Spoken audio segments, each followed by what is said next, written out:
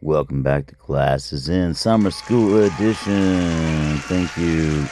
In today's class, we will be covering character development, protagonist versus antagonist, which is, good guy versus bad guy. We will also be covering take time out for busy hand stretches as well as hand yoga, which are one and the same. And your act breaks for your 3-beat, 3-act, 90-page, pitch perfect, ready to go Hollywood screenplay, baby. Yo, happy summer. Hi, gang. Welcome back to Classes In. I'm your host, Kyle T. Manfrey. Thank you for watching. We got another great lesson for you today. I know maybe you've been, taking a little bit of a summer break, so I gave you all a little break. We had our little summer break there, and you can see in our previous episodes we may reference throughout this. You can watch those at my hashtags right there, and then you can take it through there on the playlist. Anyways, welcome back. Whether it's your first lesson or one of many in session now, happy, summer is here now. It's summer solstice, it's June, and we're going to go over some great summertime kind of things that you can do to really draw out the elements that we were talking about in our previous classes onto the paper. We want to talk acts briefly here. Your first act should summarize essentially the same as your 3-beat elevator pitch, and that it's just you don't give away more in your pitch, as we covered prior. And if you haven't seen those classes, you can always pin this and go back and watch those in order. But as we've covered prior, all right, guys. Now we're gonna go into something. I'm just gonna state the obvious. We gotta talk about it. We have to. We must. Essentially, must talk about our acts. Okay. We know we got 3 acts. Only 3. I only put one hand up on that one. You get 3 acts. Okay. 3 acts. That's for our purposes. We're not Quentin Tarantino over here. Not yet, anyway. But we get 3 acts, and our first act should summarize no more than as far as releasing any spoilers or anything like that, any story development, anything at all to that effect, beyond our pitch, our elevator pitch, our 3-beat pitch. So that should be the 3-beat pitch, as we've gone over in prior classes, should be about, it doesn't matter, maybe 3 to 5 sentences. That part's not so important. I've seen really great elevator pitches that are 2 sentences. Probably the shorter the better. That's why it's an elevator pitch, because it goes off of the old school saying, if you never know you're going to meet off the elevator, and if you haven't heard that old saying, well, I don't know. Maybe you're not old enough. If you can't find it on the internet, well, maybe the internet's not old enough. In my day, we used to backpack 5 million miles through the snow, and it was Los Angeles. It just used to snow here a lot back. First, we're going to go over the 3-act structure once again. There's a whole history behind it, coming from ancient Greece. I mean, you want to do your setup in the first act, and everything like the opening image that we talked about, and showing the advantages and flaws, and we talked about central theme before, and your call to action. Once you've introduced your hero and their goal right there, that's what you want to do in the call to action. You get into your act 2, it's going to be the bulk of your script, as I said before. You've got to cross thresholds. Throw in some examples right here. You want to throw in your B story. That doesn't mean B character. It's a little different there. And the midpoint. Try to keep, for our purposes, the midpoint at page 60 still. And just remember little things like the fix and the finale that you can go over further reading on and on about. We're just going to kind of breeze through those so that you have a better understanding of them, and hero triumphs, and as well as closing images into your third act, which we've covered some of before with fade out and things like that in previous courses. So anyway, that's giving you some visual examples right there. I believe that is the best way for most people to learn, is to look at something. I know I'm a visual learner. I know the vast majority of writers are visual learners. Good guy versus bad guy, also known as protagonist versus antagonist. This is really important. Just think like like you're for that thing. That's the good guy, and antagonist, think anti-hero, bad guy. So those are two pretty easy elements, and once you've figured out who the good guy and the bad guy are, or woman or whatever and whatever, right? Like, um, once you figure all that out, then you can move forward amicably um, with further writing material and developing other characters, such as like the B characters, the C characters, the D characters, the less of evolved characters. But every character should have a story in the essence. Where if I ask you, even if they're an E or an F character, and say it's F character and it's a lady named Erica, if I ask you a question about Erica and her personality, you should be able to respond as if you know her intimately as a friend or family member because you created Erica. So those kinds of things, like getting very deep into the character's background for every character that you write. You know, those are very important things that a lot of great writers aren't doing. They're following, you know, the format, which we've gone over a bit, but they're not following the flow and the consistency. I mean, look how long Casablanca the script was, but the film itself, it totally broke the page per minute rule. It was way more pages than it was per minute. It's because everyone back then, they would direct, they would act fast, they would talk fast, they would think fast. Everybody was just fast. You know, hey, see, how you doing, see?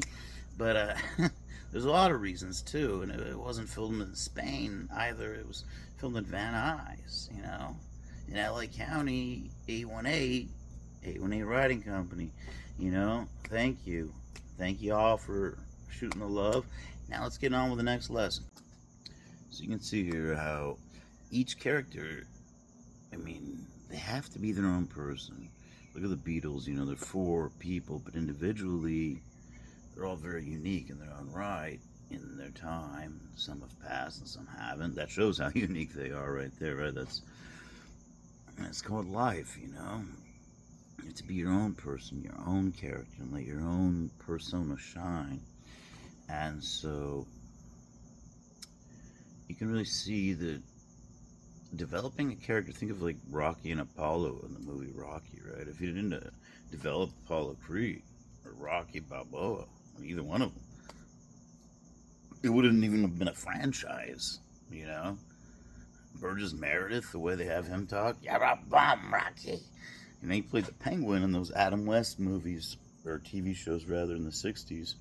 And I'm not going to cut that. I'm just going to let it roll because, you know, we're teaching, we're learning together, we're having fun, we're enjoying the experience. This is summer school, and you're watching Classes In. I'm your teacher, Kyle T. Manfrey. You can just call me Kyle. I've been called a lot worse. Thanks for watching. Okay, so also we got to go over some of these characters. Like, you gotta have characters that say have a good anti-hero, you know, something like that. That's like where it's a good guy. That's your good guy, like we were talking about. But it's also he's your protagonist, right? But he or she just isn't that great of a person. Say it's like Leaving Las Vegas with Nicolas Cage, and he's a great, perfect example of an anti-hero. Here's a guy who's hit rock bottom. You know, he's literally moves to Las Vegas like with his life savings, and because they serve alcohol 24/7, and just decides to drink himself to death there. Hence the title of the film. He's leaving the world, but he's leaving via Las Vegas, you know. And now we're gonna go over some hand yoga. If you've been riding for long enough by now and you haven't been doing stretching, then you're probably wishing that you had been doing it. But if you've been riding and you've been doing stretching, then you already know what we're talking about here. Sometimes we get cramped up as riders and end up cracking your knuckles, and those just like Bad habits die hard. I'm going to show you some really simple stretches. These are real stretches. These are they're called Take Time Out for Busy Hands, and they actually hand them out in leaflets, and certain companies make people post them up. I'm not going to say who, but major companies at their cubicles and at their desk stations, their working stations, or wherever their computers, right next to their keyboard. By law, it has to be like right there at eye level with them. And anyway, it's ergonomics, but it's to keep you from getting sore and having to crack your knuckles like I just did. I can't crack again. I get all the crack out. Get the crack out of Harlem too while we're at it, right? But look, you want to stretch your fingers back, right? Hold it for about 10 seconds, and then slowly release, because you don't want to, like, the whiplash effect, so to speak. And you do it with this hand so it doesn't get jealous. It's like, what are you doing with my other? What are you doing with my mate? Now I want some love. And you really feel the stretch rather, on the getting the stress out of your inner forearm there. And then you want to do the thumb. You want to be bending your thumb this way, so toward the side of your arm there. Just till you feel the stretch. You count to 10, roughly. And you do the other thumb. And feel the stretch. You just kind of relax. Alright, then you got this other one where you stretch your fingers out as far apart. Kind of like when O.J. Simpson was saying he couldn't wear the glove. Just like pretend like you really don't want your own glove to fit you. You already grade star like he did because he already had a latex glove on, right? So he didn't get any germs or contaminated evidence or any BS. Man, Johnny Cochran was good, huh? And so expand your hand as much as you can for 10 seconds. And you can do both of this one you can do at the same time, because you're not borrowing the other's hand just to do the stretch. Just web them out. You know, you feel them relaxing, they'll kind of move. And they really start to get full stretch like that.